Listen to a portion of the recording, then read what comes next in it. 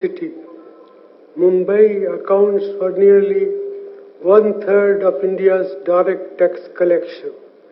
It is a true cosmopolitan hub and home to the Hindi and Marathi film industries.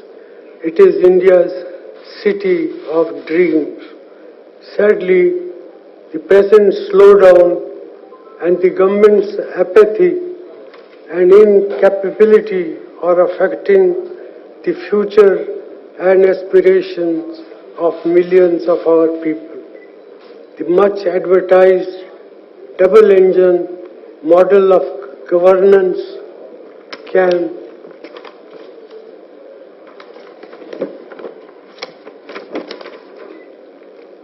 which the BJP seeks vote has utterly failed. Mumbai and Maharashtra have had to face some of the worst effects of the grave economic slowdown. Manufacturing growth rate of Maharashtra has been declining for 4 consecutive years. Maharashtra has witnessed one of the highest factory shutdowns in the past 5 years. The industrial slowdown has been met with rising imports from China. In the last 5 years, imports from China have risen by more than rupees 1,22,000 crores. Chemicals, fertilizers, electronic goods and automobiles products manufactured in Maharashtra have seen rising imports from our neighboring country. I was told of the gloom prevailing in the auto hub of Pune, India's largest auto manufacturing center. Similar problems are affecting Nasik, Aurangabad, Nagpur and Amravati, which were once vibrant industrial sectors. As demand and production have contracted due to economic mismanagement, business sentiments are down across the state and many firms face closure. The industrial slowdown is coming in India's way to optimally utilize its demographic dividend. Only in the recent past, Maharashtra used to attract talent from around the country. Today, there is a dearth of opportunities in this otherwise vibrant state. In urban areas, every third young person is jobless. Educated individuals have to face a higher rate of unemployment. It is thus no surprise that many of our young men and women are taking up low-paying jobs. Investors are shifting to other states. The distress pervading our rural areas will only add to the unemployment problem as migration increases.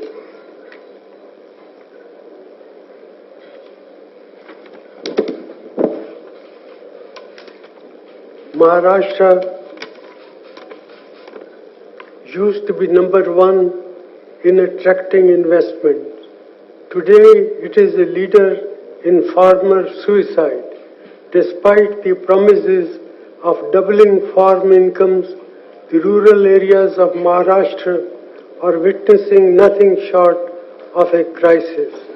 Caught between low incomes and high debt trap, the suicide rate has doubled.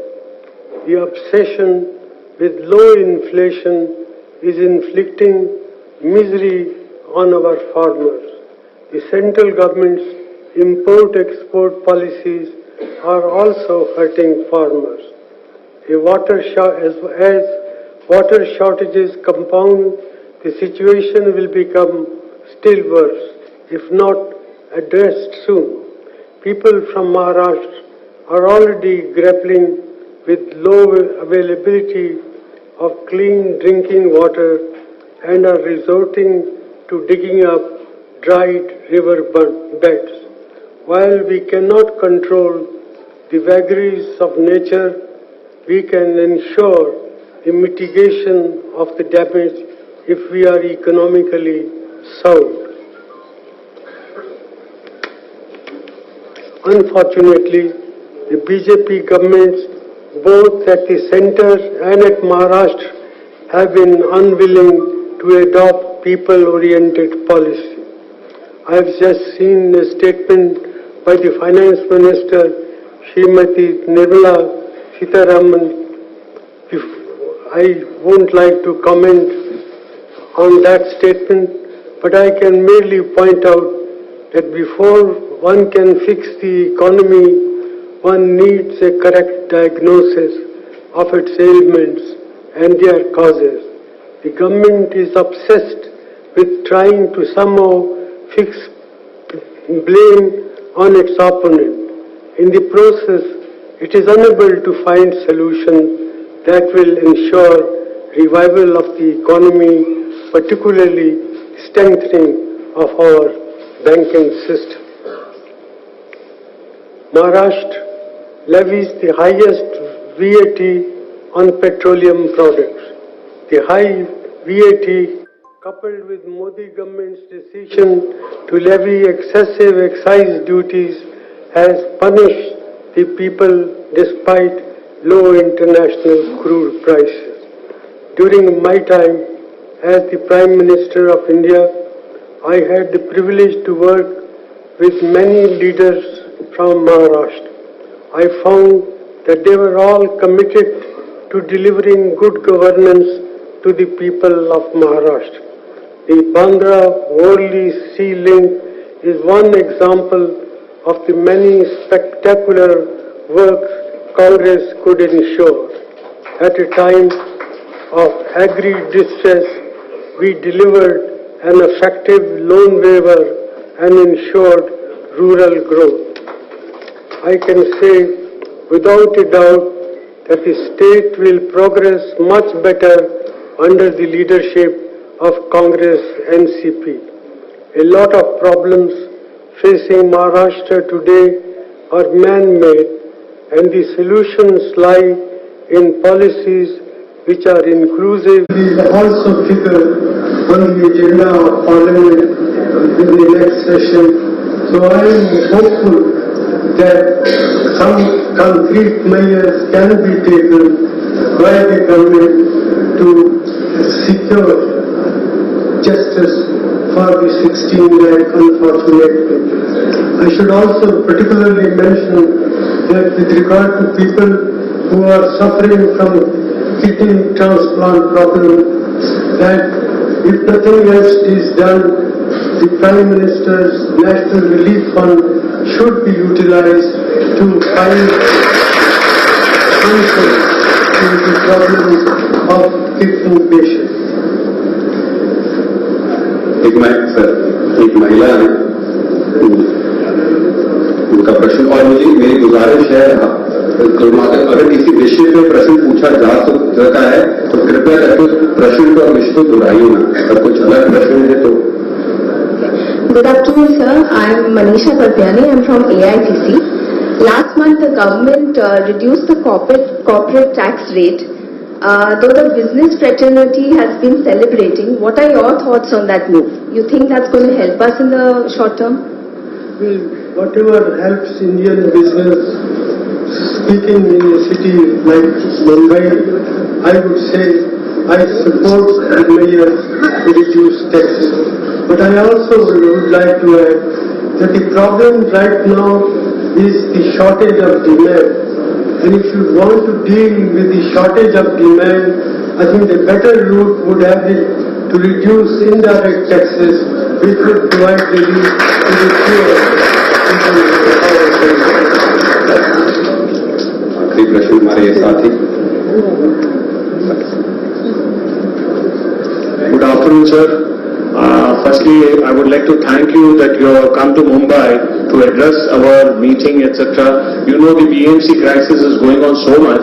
My just one humble request is, why can't the government come forward and infuse some funds, since they have already seized the property of 6,500 crore. Now only, 3,000 odd crores are needed. So this government comes forward, which I would humbly request you, if you could talk to the government, RBI, and you have been the best economist what we have ever had, sir. We have hats off to you for that, sir. So we would request you to please, talk to the governor and ask them to release some funds so that all the people over here who are there, they basically are saved, or each penny is saved. Well, the governor of Reserve Bank is a very well-known public servant, and what is happening here today, the questions that have been asked and the answers that I have given, I am sure will reach the Reserve Bank and the great national institution. They will take notice of the concerns that have been so eloquently expressed here. Thank you, sir. I have one letter. I would like to just give it to you. Later on, this is Q&A. I know everybody is eager to ask a question. We are a paucity of time. Media. We have somebody from the last row. Nobody has got the opportunity. Please, somebody from the last. This is the last one, then the media. In the media. The gentleman in the green shirt. The gentleman in the green shirt.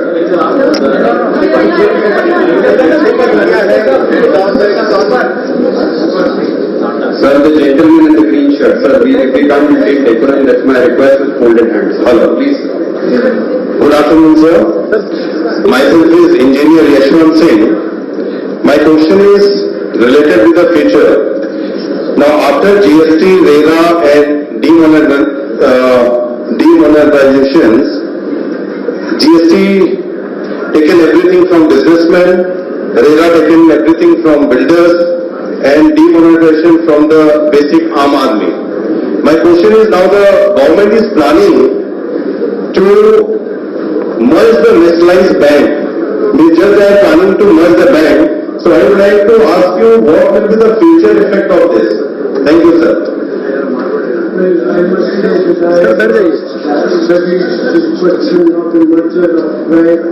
Yes, sir. And I only hope that the Reserve Bank, which is a great national institution, will apply itself to sort out what are the pros and cons of bank mergers and how one can ensure that this merger does not affect adversely public interest as a whole. Thank you. मैं अपने साथी करण सिंह सत्रा जी से अनुरोध करने आया है और मीडिया से जो है वो प्रश्न पूछ सकते हैं सत्रा।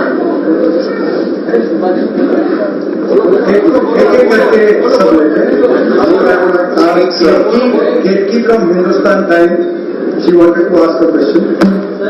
Ketki, you have to stand up.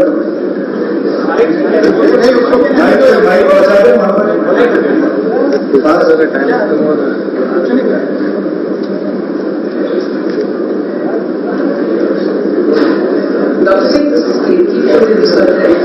Just wanted to ask you whether this government has reached out to you or sought any advice on how to tackle this crisis. I have not been that fortunate.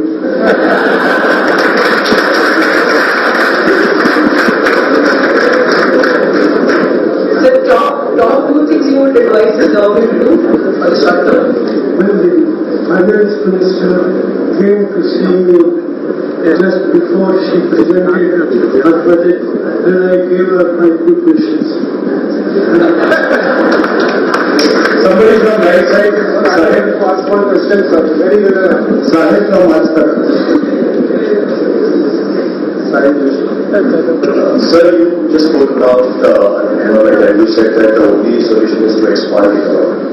The government is promising that it will take 15 years to 5 trillion. How much possibility do you see in that? Ms. Sitaraman in New York has said that the bad condition of the banks happened during your tenure and Raghuram Rajan was our governor. Your comments on that? Well, let me take first the second part of your question. With regard to what happened when I was Prime Minister, when we had a Congress party finance minister. What happened did happen. There were some weaknesses, but this government has been in office for 5.5 years. It should have learned from our mistakes and provided credible solutions to those problems which are still affecting our economy. Nirav Modi and other people who ran away with bankers, with public money, then these banks are going from bad to worse. You cannot claim year after year that the fault lies with the UPA. You have been in office for 5.5 years, and that's long enough period for a government which is committed to public welfare to do some credible thing. Merely passing this buck to the UPA regime is no solution to India's problem. It may you may score some debating points, but you are not finding solution to the problems of the suffering humanity of our country. So 5 trillion economic question. You said about unemployment and expanding. I have said this publicly before. To reach a goal of 5 trillion economy by 2024, as against 2.7 trillion economy that we had in 2018, would require a growth rate of 10 to 12% per annum. What is happening in the BJP regime is that the government is faced with the prospect of a declining rate of growth year after year. Now the IMF has itself come with the statement that India's growth rate during the current fiscal year will be only 6.1 as against 7.3% which was mentioned some months ago. So with the growth rate declining year after year, I don't think there is any hope of the economy reaching the target of 5 trillion by 2024. But this is true of all the things that the present government is doing.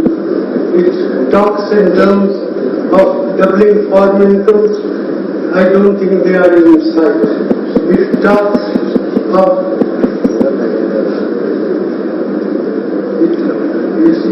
of many other things like employment, 2 crore jobs. It's exactly the opposite is happening. The jobs are being destroyed instead of being added to. So it is the government which believes in headlines management but not in concrete achievements, and that's the problem that our country is faced with today.